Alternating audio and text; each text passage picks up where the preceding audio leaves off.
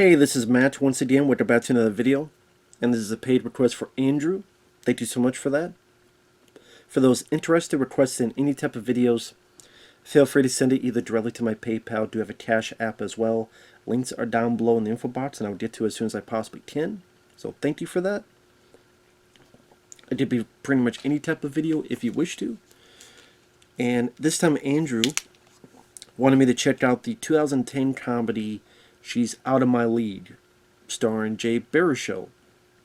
Now, Jay Baruchel, probably his most famous role now would be as the voice of the lead in How to Train Your Dragon, those movies. Which, yes, I know they're remaking it. I don't know why. Well, I know why, because Disney is desperate. Well, I don't even think it's Disney, right? Isn't that DreamWorks? How to Train Your Dragon? The companies are desperate for money. They're desperate for money, and that's just how it is. They're fucking desperate for money. All these companies. So, hey, some of these Disney remakes, like The Lion King, made $1 billion. So, hey, what can we do? Oh, How to Train Your Dragon. We'll do that. Why not? And anyway, but he was also in The Sorcerer's Apprentice, which I actually liked. I know a lot of people hate that film with Nicolas Cage. I actually liked it. I thought it was fun. It was a fun diversion. I don't think there was anything that egregious about it. I thought it was entertaining. This Is the End. He was in that with Seth Rogen. I actually don't mind that film. I thought that film was funny. But this is one of those times he got the star as the lead, where he plays the TSA agent. And he's with his buddies. One is the more awkward guy who believes in happy endings, and he's married, and he'll reference like Beauty and the Beast and stuff. The other guy is just kind of there. He doesn't really have much in terms of personality. He's not bad, but just there's really nothing actually to describe him. And then there's T.J. Miller. Now, T.J. Miller I don't like as a person. T.J. Miller is the type of dumbass that I think he sent in like a prank call that there was a bomb, and he got in trouble for a bit, but if you're willing to do that kind of stuff, you're an asshole. You're a piece of shit. I will say, though, I do like him as an actor. I mean, I liked him in Cloverfield. In Cloverfield, he was a guy behind the camera, and you heard his voice throughout most of the film. In Cloverfield, he was his buddy in Deadpool 1 and 2. Notice he's not in Deadpool 3. I wonder why. I know him and Ryan Reynolds butted heads. And I thought he was funny in this. I gotta be fair. There were times he made me laugh in this. I would say he was actually one of the parts I liked the most in this movie. And then I believe that Alice Eve, she plays the love interest in it. We'll get to that in a minute. But anyway, let's say Jay Baruchel, he's worked his job. His ex-girlfriend broke up with him, but in a way also adopted his family, where she's with someone, but then she's also hanging out with Jay's family all the time. It's a very awkward, weird situation. And Jay Baruchel is a nice guy. He's a nice guy who doesn't believe in himself, and at the same time will try to do the right thing. For example, one day, this lady, beautiful lady, played by Alice Eve, is at the terminal, getting through, and Jay's boss is kind of eyeing her up, and Jay helps her get out of the situation and be less awkward. Nowadays, that's called sexual harassment. And she'd be like, oh yeah, keep doing it, I'm going to sue this place. So again, nowadays, that boss would get fired for... But, you know, this is 2010, so this is a little bit different. And again, I'm sorry if you hear the cat whining. He wants to go outside, but he doesn't realize that there's this thing called cold outside, where you could freeze. and he's too stupid to realize that. So, sorry, tough TD. Unless you want to be a cat popsicle. No cat popsicles in this dojo. Sorry. Shit happens. But anyway,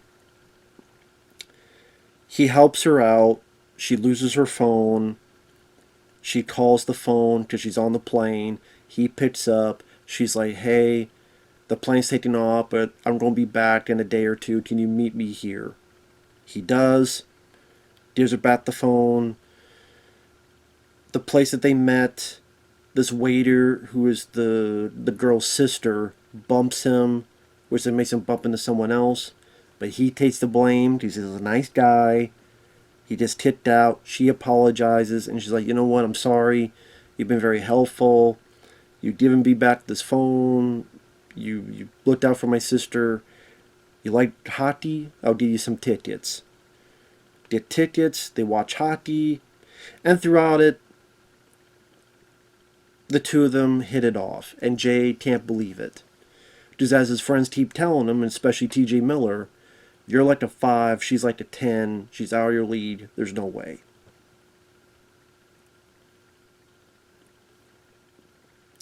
Like, even then, like, TJ Miller,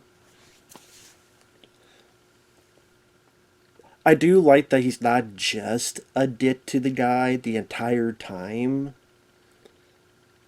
I like that there are moments that you show that despite what he says, he is in a way looking out for him, because he's had experiences where he was with a girl that he knew was out of his league, but then she left him, and he doesn't quite know why, and he doesn't want the same to happen to his friend.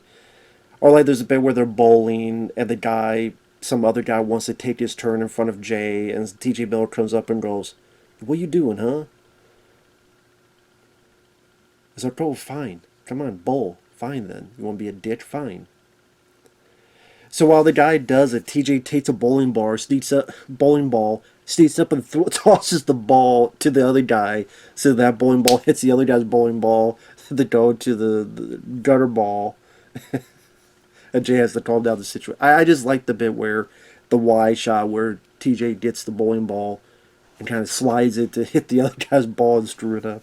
I thought that was a fun image. I did laugh at that.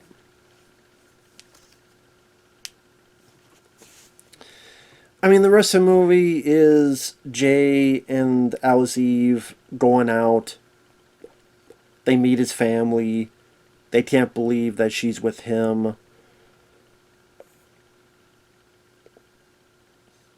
Pretty much it's about a guy who can't get out of his own head. This girl's perfect.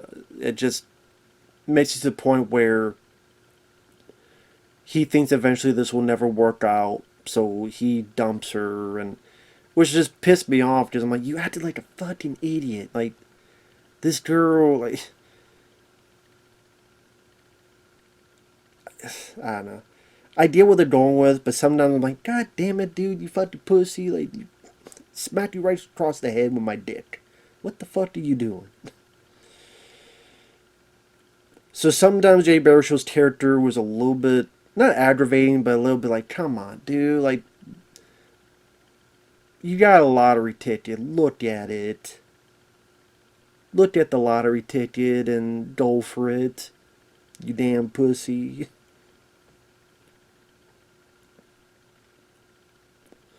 But I mean, I don't think Jay Baruchel played the character badly. Alice Eve had a nice sweetness to her. The family, Jay Baruchel's family, a little bit, I don't want to say over the top, but really pushing, you know, hey, you don't have underwear on, hey, pretty much, hey, we're horny guys, hey. I was thinking any second go, hey, can I fuck you? Can I fuck you? Can I fuck you? Can I fuck your mouth? I was waiting for him to do it. I don't know. I just really didn't care for his family. I get it, they're meant to be funny and goofy and over the top, but it's like, Jesus.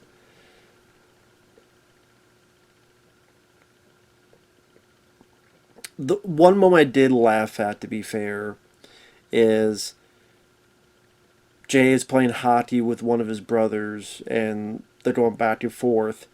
So Jay defeats him, and then the others are kind of laughing about it. And then the guy says, "Well, I need to take time. No, you need to take time. You need to take the time out for being assholes." Just the way that the guy said that did make me laugh. I will admit that. I mean, not every dad worked for me. There's a bit where someone mentions how he needs to shave down there, so his married buddy shaves for him. And then Jay's like, "Wow, it's awkward, it's iffy," but then it's like, "Wow, you did a good job." I just thought that scene went on a bit too long. It's like, yeah, I get it. The idea, your friend shaving your balls, a bit weird, and I didn't think it was that funny, that bit. I just thought it went on a bit too long.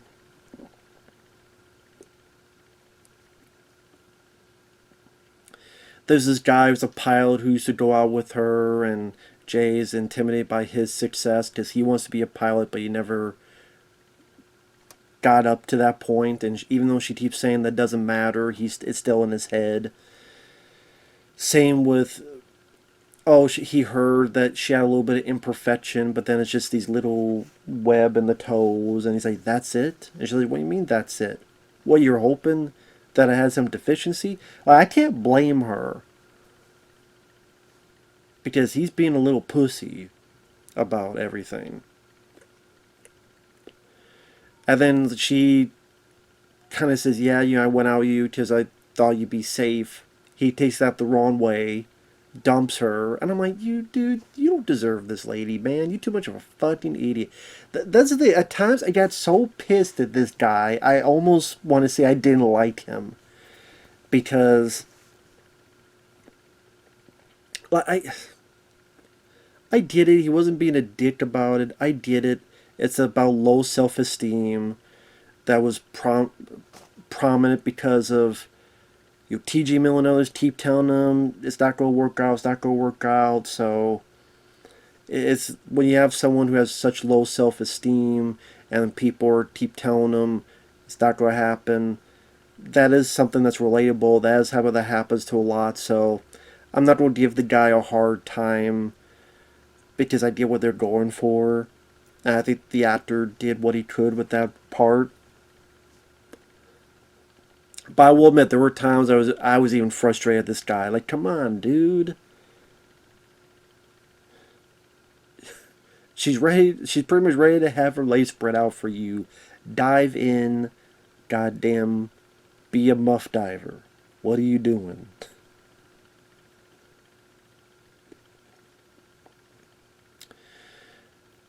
Now, I mean, the film, I would say, at the end of the day, I thought it was okay because I thought the actors did their jobs well enough.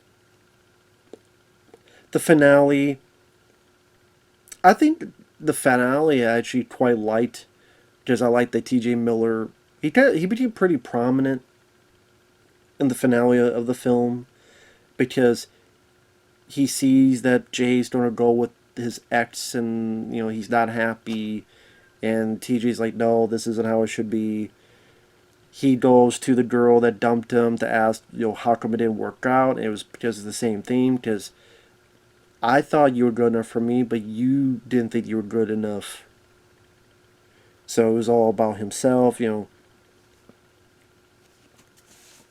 trying to help his buddy out, him trying to fix the situation, him trying to get Alice Eve there. And I thought his deadpan delivery was actually funny. Whether it be, "Listen, that girl, ex-girlfriend, she's an evil bitch. All due respect." Or,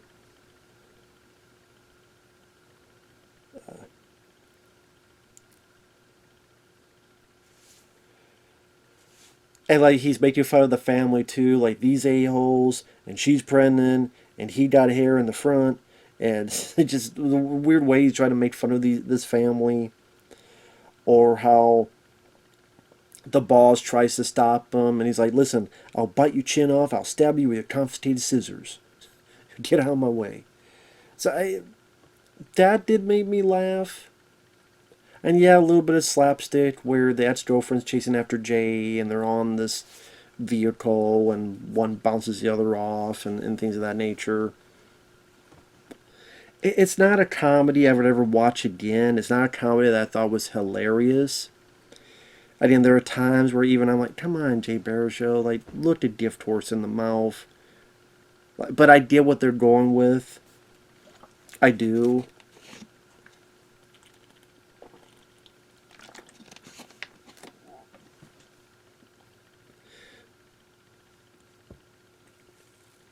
Pana is one of those things where there wasn't enough memorable set pieces for me, comedic wise, that I would put up there as a memorable movie. Like, it was an okay watch. It was a time waster. I don't think there was anything too egregious in it. I don't even know how the film did at the box office. I'm actually kind of curious how it did. It cost $20 million, and it made $32 million in the U.S. Made about $49 million worldwide. So, yeah, I think that that money gets divided.